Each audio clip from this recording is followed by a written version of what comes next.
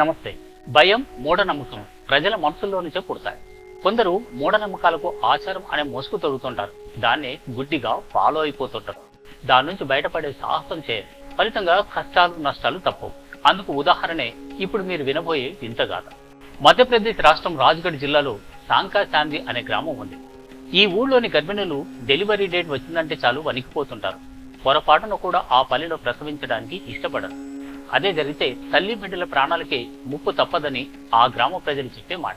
అందుకే నెలలు నిండక ముందే గ్రామ పొలిమేరలు దాటిపోతుంటారు.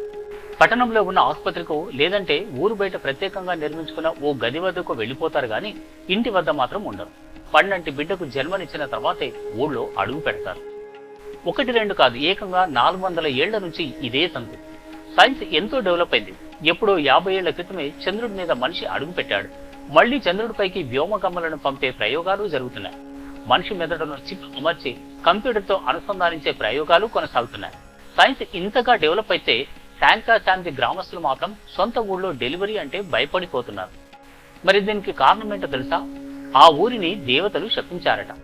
మరి భక్తులను అనుగ్రహించి వరాలిచ్చే దేవతలు ఎందుకు శపిస్తారు అని అడిగితే గ్రామస్తులు ఓ కథ చెబుతుంటారు. సాంకా చాందీ గ్రామంలో ఓ ఆలయం ఉంది. ఆ గ్రామానికి చెందిన ఓ మహిళ దేవతలకు తపోభంగం కలిగించిందట.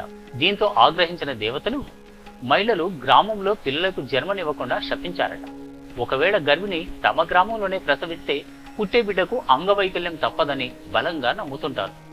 కొన్నిసార్లు తల్లి బిడ్డల ప్రాణాలకే ప్రమాదం అని భయపడిపోతారు. అందుకే ఆ ఊళ్ళోనే బిడ్డకు జన్మనివ్వడానికి మహిళలు సలిష్టపడరు. నెలలు నిండుతున్న కొద్దీ గర్భిణీల్లో టెన్షన్ మొదలవుతుంది.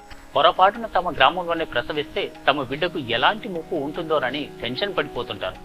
అందుకే కాన్పు కోసం ముందుగానే ప్లాన్ చేసుకుంటారు. పుట్టింటికి కాన్పు కోసం వచ్చేవారు సైతం పట్టణంలో ఉన్న హాస్పిటల్కి వెళ్తారు. బిడ్డ పుట్టిన తర్వాతే గ్రామంలో అడుగు పెడతారు.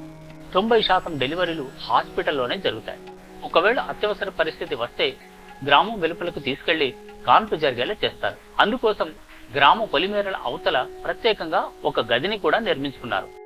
400 ఏళ్ల నుంచి ఎన్నో తరాలు మారాయి, తలరాతలు మారాయి. అయినా సరే దీన్ని నమ్మకమనాలో, మూఢనమ్మకమనాలో లేక ఆచారమనాలో తెలియదు కానీ ఇప్పటికీ కొనసాగుతూనే ఉంది. దీని నుంచి బయటపడే సాహసం ఎవరూ చేయడం లేదు. తమ పెద్దలు ఆచరించిన దాన్నే అందరూ ఫాలో అయిపోతున్నారు. ఇక ముందైనా జనంలో మార్పు వస్తుందో లేదో చూడాలి మరి. నమస్తే.